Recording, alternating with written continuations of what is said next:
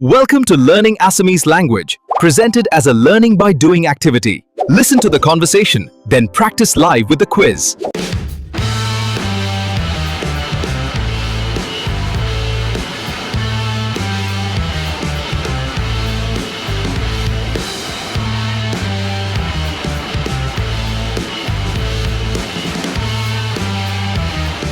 Let's go. नमस्कार। तारा tutorial के SMS listening challenge के तीसरे दिन में आप सभी का स्वागत है। आज का ये वीडियो भी आपके एसएमएस सीखने के सफर के लिए बहुत मज़ेदार होने वाला है। शुरू करने से पहले कुछ ज़रूरी बातें। देखिए, आज हम आपके लिए फिर से दो लोगों के बीच की एक बहुत ही मज़ेदार बातचीत लेकर आए हैं। ये बातचीत दिया और रोहन के बीच हो रही है। उनकी पूरी बातचीत को 3 भागों में बांटा गया है। तो आपको क्या करना है? आपको बस बहुत ध्यान से सुनना है कि जैसे जैसे उनकी बातचीत आगे बढ़ती है, वे क्या बात कर रहे हैं, उनके शब्दों को, बात करने के तरीके को और पूरी बातचीत के संदर्भ को बहुत ध्यान से समझना है। ठीक है? हमारा नियम तो आप जानते ही है, करके सीखना। तो इस वीडियो में आपको सिर्फ बैठकर सुनना नहीं है, बल्कि आपको इस पूरे चैलेंज में बढ़ चढ़कर हिस्सा लेना है। बातचीत खत्म होते ही आपके सामने स्क्रीन पर 5 सवालों का एक छोटा सा क्विज आएगा, जिससे ये पता चलेगा कि आपने उनकी बातों को कितना समझा है। आप चाहे तो अपने सुविधा के हिसाब से वीडियो को पॉज, रिवाइंड या रिप्ले भी कर सकते हैं। आपके जवाब के हिसाब से हमारे पास अंकों का एक बहुत ही मज़ेदार खेल भी है, जिससे आपको अपना लेवल जानने का मौका मिलेगा। अगर आपको 0 या 1 नंबर मिलता है तो इसका मतलब ये होगा कि आपकी शुरुआत अच्छी हुई है।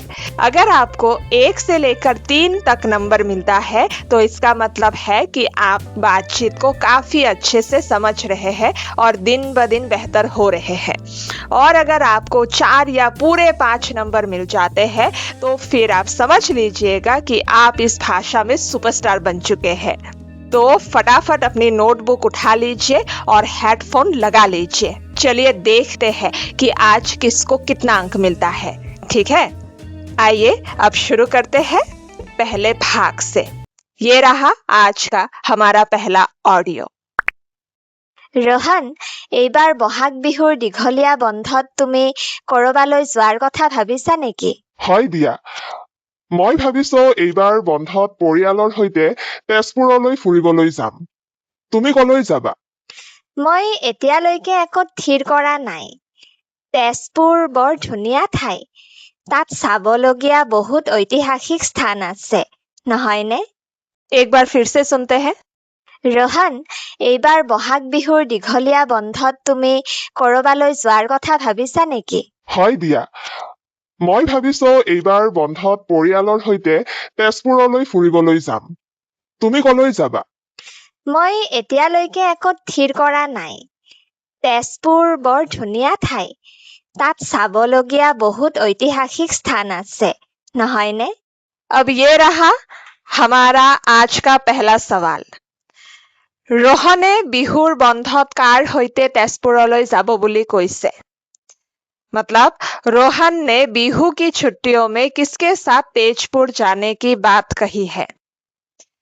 ऑप्शन ए, बंधुबर्गर होते, मतलब दोस्तों के साथ। बी, परियालर होते, मतलब परिवार के साथ। या सी, अकलहरे, अकेले।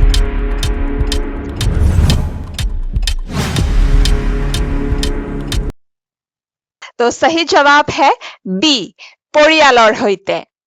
अब सुनते हैं इस बातचीत का दूसरा भाग। ध्यान से सुनिए। হয় দিয়া, মই বিশেষকৈ অগ্নিগড় আৰু মহাভৈৰৱ মন্দিৰ চাবলৈ বহুত আগ্ৰহী। তুমিও আমাৰ লগত বলা না? নিমন্ত্ৰণৰ বাবে ধন্যবাদ ৰোহন। কিন্তু মোৰ মা-দেউতাই কৈছিল যে এইবাৰ বন্ধত ঘৰতে অলপ জিৰণি লোৱাটো প্ৰয়োজন। ঠিক আছে বাৰু, কিন্তু যদি তোমাৰ মন সলনি হয় মোক কাইলৈ দুপৰীয়াৰ ভিতৰত জনাবা। মই গাড়ীৰ ব্যৱস্থা কৰি দিম। एक बार फिर से। হয় দিয়া, মই বিশেষকৈ অগ্নিগড় আৰু মহাভৈৰৱ মন্দিৰ চাবলৈ বহুত আগ্ৰহী। তুমিও আমাৰ লগত বলা না? নিমন্ত্ৰণৰ বাবে ধন্যবাদ ৰহান। কিন্তু মোৰ মা-দেউতাই কৈছিল যে এইবাৰ বন্ধত ঘৰতে অলপ জিৰণি লোৱাটো প্ৰয়োজন। ঠিক আছে বাৰু, কিন্তু যদি তোমাৰ মন সলনি হয় মোক কাইলৈ দুপৰীয়াৰ ভিতৰত জনাবা। মই গাড়ীৰ ব্যৱস্থা কৰি দিম। अब ये है आज का दूसरा सवाल। रोहने দিয়া কোনখিনি সময়ৰ ভিতৰত নিজৰ সিদ্ধান্ত জনাবলৈ কৈছে? मतलब रोहन ने दिया को कब तक अपना फैसला बताने के लिए कहा है? ऑप्शन ए আজি সন্ধিয়াৰ ভিতৰত मतलब आज शाम तक। बी কাইলৈ পুৱাৰ ভিতৰত मतलब कल सुबह तक। या सी কাইলৈ দুপৰীয়াৰ ভিতৰত कल दोपहर तक।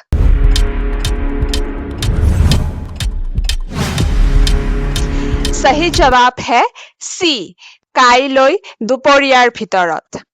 अब आइए सुनते हैं इस बातचीत का आखिरी भाग। বাৰু ৰোহান, মই মা-দেউতাৰ সৈতে আকৌ এবাৰ কথা পাতি চাম। কিন্তু আজিকালি বতৰটো বৰ গৰম হৈছে নহয়, গতিকে সাৱধানে যাবা। হয় দিয়া, মই সকলো প্ৰস্তুতি চলাইছো। দিনৰ ভাগত ভ্ৰমণ নকৰি আমি ৰাতিপুৱা সোনকালে যাত্ৰা আৰম্ভ কৰিম বুলি ভাবিছো। এইটো বহুত ভাল চিন্তা কৰিছা দেই। ৰাতিপুৱা বতাহজাক ঠাণ্ডা হৈ থাকে, যাত্ৰাটো আৰামদায়ক হ'ব। কাইলৈ মই তোমাক ফোন কৰিম। एक बार फिर से। বাৰু ৰোহান, মই মা-দেউতাৰ সৈতে আকৌ এবাৰ কথা পাতি চাম। কিন্তু আজিকালি বতৰটো বৰ গৰম হৈছে নহয়, গতিকে সাৱধানে যাবা। হয় দিয়া, মই সকলো প্ৰস্তুতি চলাইছো। দিনৰ ভাগত ভ্ৰমণ নকৰি আমি ৰাতিপুৱা সোনকালে যাত্ৰা আৰম্ভ কৰিম বুলি ভাবিছো। এইটো বহুত ভাল চিন্তা কৰিছা দেই।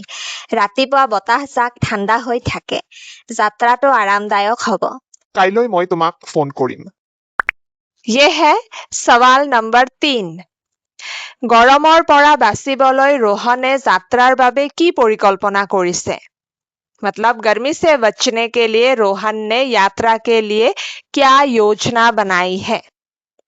ऑप्शन ए দুপৰীয়া যাত্ৰা কৰাৰ मतलब दोपहर में यात्रा करने की।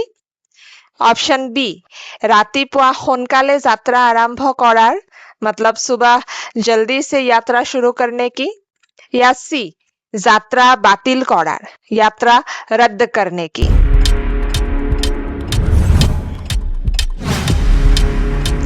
सही जवाब है बी रातिपुৱা সোনকালে यात्रा आरंभ करार।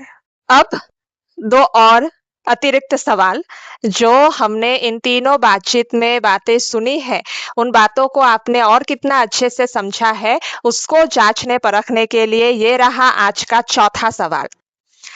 কথোপকথনৰ প্ৰেক্ষাপটত ঐতিহাসিক স্থান শব্দটোৱে আচলতে কি বুজাইছে? मतलब बातचीत के संदर्भ में ऐतिहासिक स्थान शब्द का वास्तव में क्या अर्थ है? ऑप्शन ए आधुनिक बजार। ऑप्शन बी पुरानी इतिहास বা অতীতৰ গুৰুত্বপূৰ্ণ স্থান। ऑप्शन सी নতুনকৈ নিৰ্মাণ কৰা খেলপথাৰ। सही जवाब है बी पुरानी इतिहास বা অতীতৰ গুৰুত্বপূৰ্ণ স্থান। अब देखते हैं आज का आखिरी सवाल। দিয়াই रोहনৰ ৰাতিপুৱা সোনকালে যোৱাৰ সিদ্ধান্তটো কিয় ভাল চিন্তা বুলি কৈছে? दिया ने रोहन के सुबह जल्दी निकलने के फैसले को अच्छा विचार क्यों कहा है?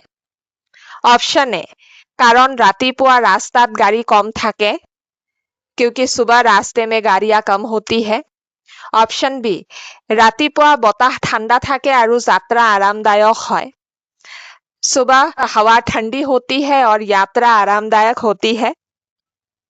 ऑप्शन सी रातिपुৱা দোকান পোহাৰ বন্ধ থাকে क्योंकि सुबह दुकान बंद रहता है।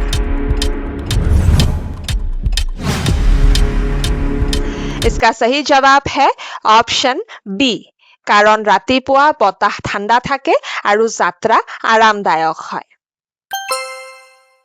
तो ये था हमारा आज का चैलेंज। आज का ये चैलेंज आपके लिए कैसा रहा और किसने कितना अंक हासिल किया, ये हमें नीचे कमेंट बॉक्स में लिखकर बताना ना भूले। आप में से जितने भी लोग नियम पूर्वक इन चुनौतियों में भाग ले रहे हैं, आप सभी पर मुझे बहुत गर्व है। याद रखिए, आपका स्कोर चाहे जो भी रहा हो, लेकिन आपका हर एक कदम आपको इस भाषा को सीखने के और करीब ही ला रहा है। आगे भी इसी तरह सीखने के लिए हमारे साथ जुड़े रहे। मैं आपसे बहुत जल्द मिलूंगी अगले वीडियो में एक और नए विषय के साथ। तब तक के लिए अपना ख्याल रखिए, सीखते रहिए, अभ्यास करते रहिए। बहुत बहुत धन्यवाद।